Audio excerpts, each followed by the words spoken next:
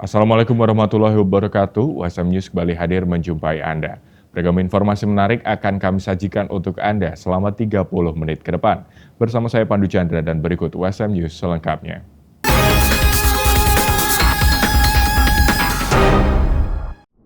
Usai melangsungkan KKN tematik, mahasiswa Universitas Semarang menggelar Expo.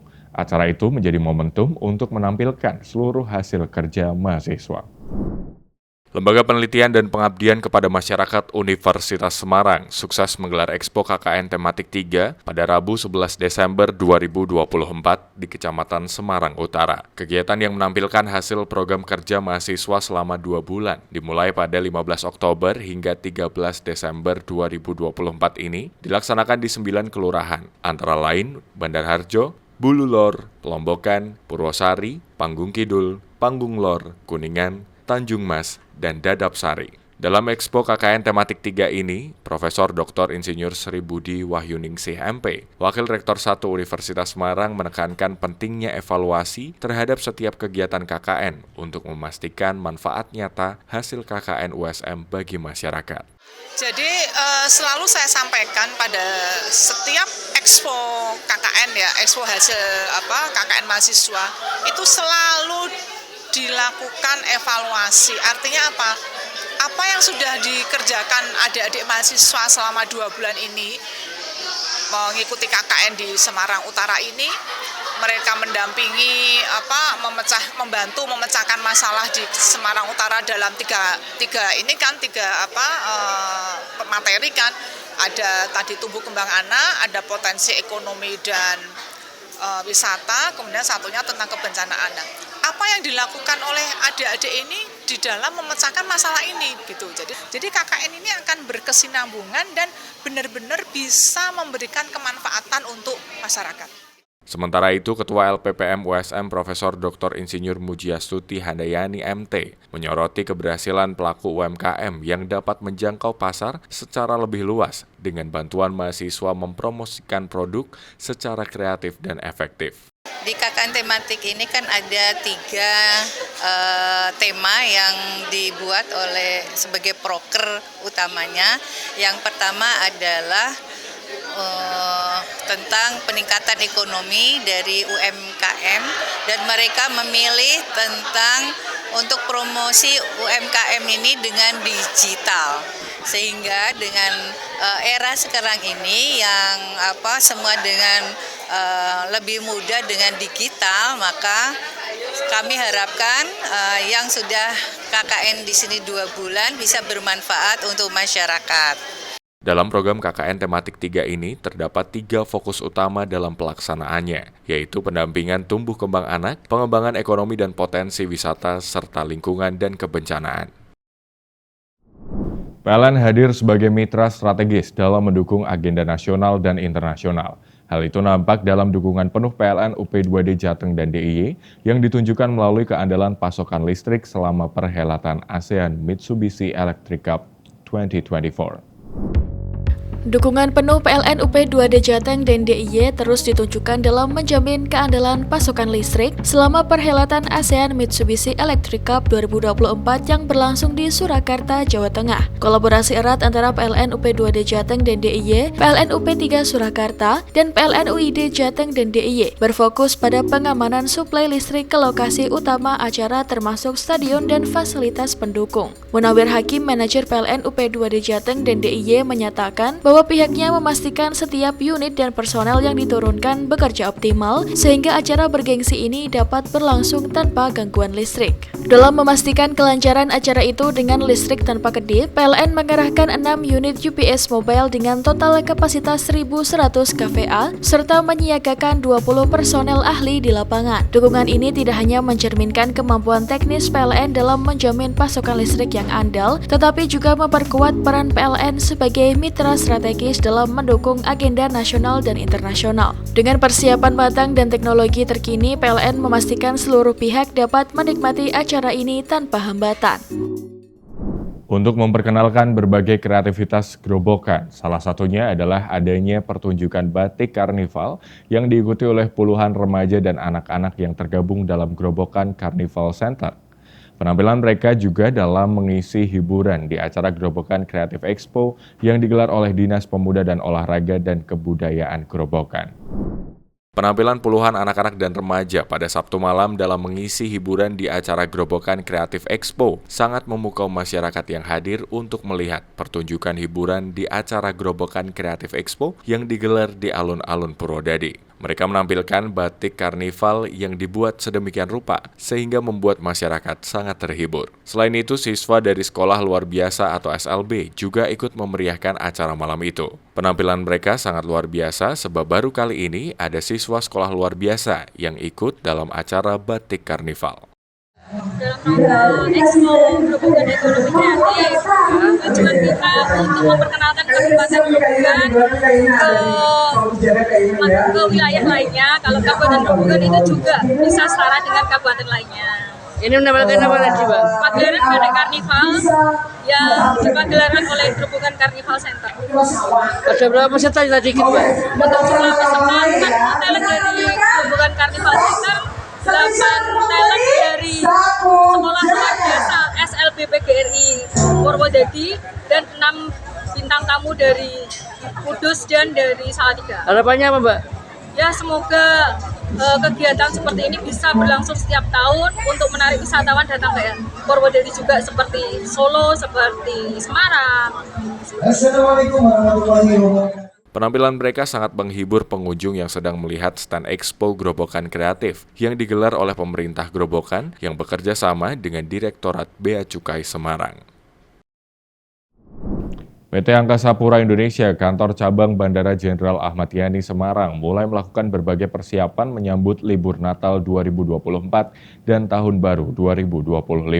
Di antaranya memberlakukan harga tarif terbaru yang turun hingga 50% guna menarik minat konsumen menggunakan moda udara dalam perjalanannya Nataru. Persiapan Bandara Jenderal Ahmad Yani Semarang diformulasikan dalam rapat koordinasi bersama stakeholder untuk memastikan bandara siap menerima para penumpang dari dan ke Semarang pada liburan Nataru. General Manager Bandara Jenderal Ahmad Yani Semarang, Fajar Purwawidada, saat membuka acara Airport Coordination Meeting tahun 2024 dengan tema meningkatkan kolaborasi dan komunikasi untuk pelayanan optimal di Airport Convention Center Bandara Ahmad Yani Semarang, mengatakan sebagai pintu masuk jalur penerbangan wilayah Jawa Tengah, Bandara Ahmad Yani siap menyambut musim liburan Nataru. Rapat koordinasi ini dilakukan sebagai upaya untuk memastikan keamanan dan kenyamanan para pengguna jasa dalam melakukan perjalanan menggunakan transportasi udara, serta sebagai bentuk pengendalian terhadap keselamatan operasional penerbangan. Pihaknya telah memetakan beberapa potensi ancaman terhadap keselamatan operasi penerbangan seperti penanganan wildlife hazard management di bandara. Rinciannya yaitu penanggulangan bird strike atau serangan hewan liar khususnya dari burung liar, bahaya balon udara dan drone di area bandara yang sangat berpotensi mengganggu operasional penerbangan. Selain itu juga potensi runaway incursion, potensi hazard di area airside, mitigasi potensi bencana banjir di area bandara, peran serta dan kerjasama awak media sebagai mitra kerja eksternal bandara. Posko Nataru sendiri rencananya akan diselenggarakan selama 19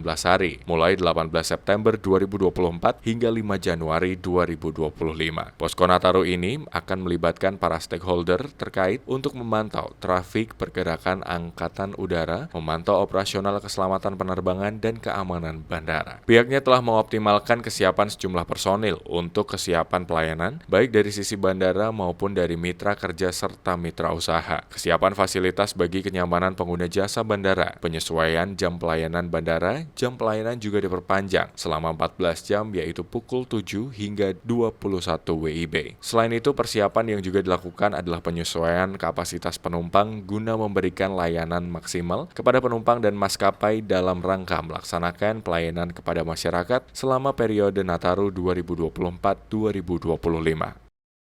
Runway kita siapkan ya, kita cek ya, termasuk marka dan sebagainya kita coba perbaiki, termasuk runway light-nya juga kita cek, mana beberapa kemarin ada yang mati dan kita sudah perbaiki, kemudian juga fasilitas navigasi juga sudah kita cek juga. Jadi ada beberapa penyiapan dan juga asistensi dari baik itu dari Korban dan kemudian dari Dinas Perhubungan Udara juga terkait kesiapan fasilitas kita, dan dinyatakan bahwa kemarin hasil dari evaluasi kesiapan fasilitas bandara kita siap. Sehingga nanti diharapkan seperti yang juga disampaikan bahwa di Nataru 2024-2025 ini kita sangat signifikan untuk penambahan trafficnya gitu ya. Bahwa dari prediksi kita untuk penambahan traffic ataupun penumpang itu kita ada di 12% ya, dan total diperkirakan sampai 119.000 itu selama 19 hari ketika posko nanti dibuka tanggal 18 Desember sampai 5 Januari. Kemudian untuk trafficnya kita diprediksi naik 5% dan kargo nanti 10%.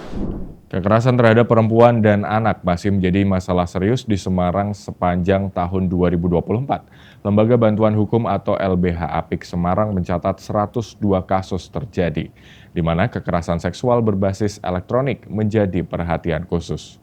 Bertempat di Gedung Monod Debhuis, kawasan Kota Lama Semarang, LBH Apik meluncurkan catatan tahunan atau Catahu tahun 2024 pada Kamis 12 Desember 2024. Direktur LBH Apik Semarang Raden Rara Ayu Hermawati Sasongko menjelaskan sepanjang tahun 2024 LBH Apik mencatat ada 102 kasus kekerasan terhadap perempuan dan anak terjadi, di mana 14 kasus diantaranya merupakan kekerasan seksual berbasis elektronik yang tak kunjung terselesaikan. Menurut Ayu, belasan kekerasan seksual berbasis digital itu mandek di kepolisian karena dianggap kurang bukti. Ia pun berharap dengan Catahu LBH Apik tahun 2024, masyarakat dapat lebih sadar terhadap keamanan digital, terutama yang menyangkut hal-hal privasi seperti foto ataupun video. Tahun 2024 ini ada 102 kasus yang tertinggi adalah kasus kekerasan dalam rumah tangga dan kekerasan seksual, kemudian ada kasus kekerasan seksual terhadap anak, kemudian kasus kekerasan berbasis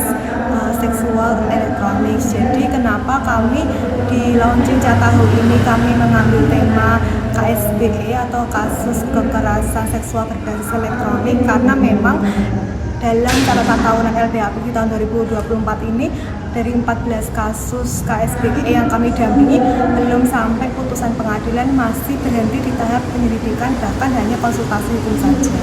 Karena memang kami berharap masyarakat itu lebih sadar, lebih perhatian terkait dengan keamanan digital, karena kita teknologi itu sangat memudahkan kita, tapi juga kita harus perlu melakukan pencegahan dan waspada juga dalam penggunaannya.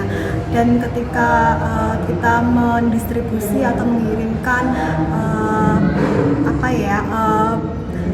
foto-foto kita ke orang lain, itu emang hak kita, tetapi kita perlu juga mengetahui dampaknya bagaimana ke depan, apalagi itu dikirimkan dengan orang yang tidak dikenal, seperti itu. Jadi LBH Apik Semarang melakukan sosialisasi, melakukan penyuluhan untuk melakukan pencegahan terkait kasus KSBE di tahun 2024 ini di sekolah-sekolah dan perguruan tinggi. Karena mabuk kecubung, 3 pelajar asal Demak, Jawa Tengah tersesat di Pegunungan Muria. Tim SAR gabungan dibantu warga yang melakukan pencarian akhirnya menemukan ketiganya secara terpisah dalam keadaan linglung hingga telanjang di tengah hutan. Mendapati laporan adanya pelajar hilang dan tersesat di hutan, tim SAR gabungan terdiri atas Basarnas Kantor Jepara, BPBD Jepara, Polres Jepara, dan Kodim 0719 Jepara dibantu warga setempat melakukan pencarian pelajar yang hilang di Pegunungan Muria, Desa Sumosari, Kecamatan Bate Alit, Kabupaten Jepara pada Kamis malam. Polsek Bate Alit, Ibtus Sri Raharjo mengatakan peristiwa tersebut pertama dilaporkan oleh warga setelah menemukan 2 sepeda motor tergeletak beserta atribut sekolah asal Kabupaten Demak pada Kamis malam. Setelah dilakukan pencarian, oleh warga setempat menemukan seorang pemuda linglung di hutan tak jauh dari pemukiman. Pencarian orang hilang hari pertama dihentikan karena kondisi gelap dan cuaca buruk. Dalam pencarian hari kedua, tim SAR gabungan menemukan celana, handphone, hingga atribut pelajar di sepanjang jalan setapak dan akhirnya menemukan kedua korban di lereng perbukitan dalam keadaan linglung pada tempat terpisah. Setelah ditemukan, ketiga korban dilarikan ke Puskesmas Bate Alit untuk mendapatkan pertolongan medis. Diketahui ketiganya linglung hingga tersesat di hutan Pegunungan Muria dikarenakan dalam keadaan mabuk kecubung. Hingga kini kondisi ketiganya yang berinisial SA 15 tahun, MZ 15 tahun, IF 14 tahun berangsur sadar dan membaik. Keduanya dibawa oleh pihak keluarga serta dilakukan pembinaan oleh Polsek Bate Alit agar tidak mengulangi perbuatannya. Bilang dulu kan bagaimana laporannya? Laporan waktu itu warga jam sekitar 18 menemukan sepeda motor 2 buah, yaitu sepeda motor jenis Mio kemarin. Terus ditelusuri warga, setelah ditelusuri warga ditemukan ada celana, ada cigarette, jadi cari lagi korbannya ketemu atas nama yang satu Satria, korban 3 orang, yang satu lagi dicari mengingat sudah malam jam 12, dicari lagi sekitar jam 2 ditemukan lagi. Yang satu teman lagi berada di sana, terus diantar lagi ke sini mengingat 3 korban. Mungkin setelah tanya-tanya, mungkin pertanyaan berubah-ubah, mungkin faktor minum air kecubung. Pihak kepolisian menghimbau para orang tua mengawasi anak-anaknya terutama yang masih duduk di bangku sekolah agar tidak terjadi hal serupa. Dari Jepara, Eni Ayu Lestari melaporkan. Dalam rangka sosialisasi gempur rokok ilegal, pemerintah Kabupaten Grobogan melalui Dinas Olahraga, Budaya, dan Pariwisata Grobogan yang bekerja sama dengan kantor Bea Cukai Semarang menggelar Creative Expo 2024 yang digelar di alun-alun Purwodadi dan diikuti oleh 117 stand baik dari UMKM maupun dari SKPD yang mengikuti acara tersebut. Pemerintah Kabupaten Grobogan dalam rangka sosialisasi gempur rokok ilegal yang bekerja sama dengan kantor Bea Cukai Semarang serta kantor Dinas Dispora Budpar Grobogan menggelar Grobogan Creative Expo yang diikuti oleh ratusan stand dari Dinas UMKM serta para pedagang lokal. Total dalam acara Creative Expo 2024, sebanyak 117 stand, baik dari UMKM maupun dari SKPD yang mengikuti acara tersebut, tampak hadir mengisi acara tersebut. Dalam rangka Grobogan ekonomi kreatif. Masakan apa aja ini, Bu? Memasarkan ada produk-produk lokal, terus ini ada wisata, ada pendidikan, juga ada. Kalau produk-produk lokal di sales stand ini gimana, Bu? Ramai nggak, Bu? Kami ini kan baru pembukaan, Mas. Insya Allah, lancar, ramai pengunjungnya. Seperti batik bersemi ini dipasarkan sama mana, Bu? Kita selain di Kabupaten Grobogan sendiri, kita pasar luar kabupaten, kita luar provinsi juga. Kegiatan ini sekaligus untuk mempromosikan para pelaku usaha yang tergabung dalam UMKM serta untuk mempromosikan potensi yang ada di Grobogan.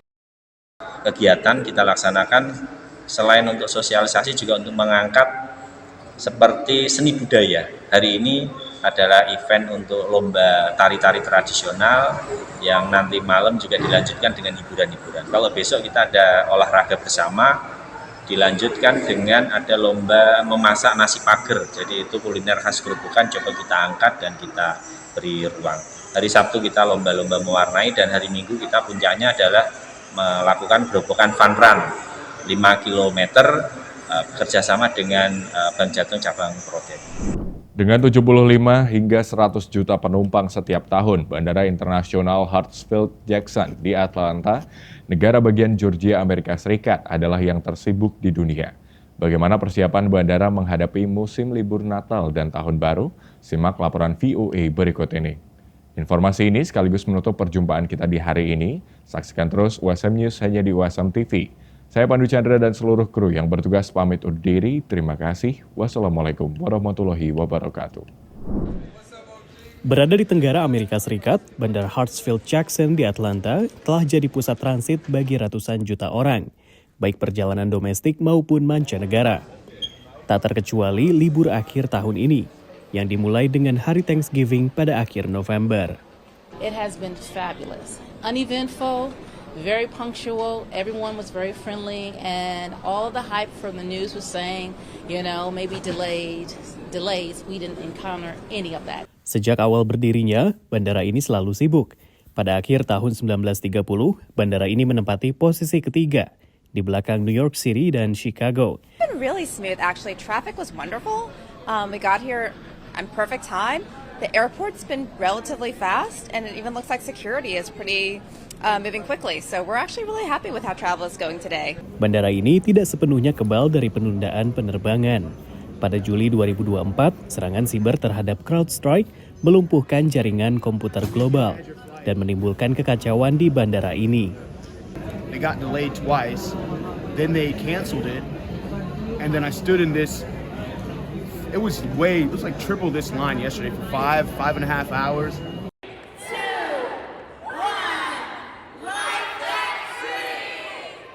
Pada libur akhir tahun ini, pihak bandara bersiap melayani jutaan penumpang dan memastikan perjalanan mereka lancar dan berkesan. Have millions of passengers that will be traveling through, and we want to make sure that they feel the festive vibe as they're going to visit family and friends throughout the country. Seperti warga Georgia ini yang tak sabar bertemu keluarganya.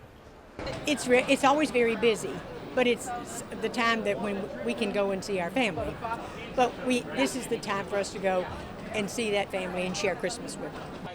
It's been easier this year than last year. I guess I'm a little bit more experienced with airports and whatnot. Pre-check has been a blessing as well, so I can't complain. But it's been a little bit much more easier. Canceled flights have been not as bad as last year. Jumlah penumpang dari Bandara Atlanta diprediksi terus meningkat. Pada tahun 2029, pihak bandara menarget 125 juta penumpang dan tembus 1 miliar penumpang pada tahun 2039. Saat ini Bandara Internasional di Atlanta jadi yang tersibuk menurut Airports Council International. Pada tahun 2023, bandara ini melayani lebih dari 104 juta penumpang, jauh lebih banyak ketimbang bandara internasional di Dubai, Texas, London, dan Tokyo. Titel ini dipegang terus sejak tahun 1998, kecuali pada tahun 2020 karena pandemi. Dari Washington DC, saya Riot Wasikal dan tim VOA.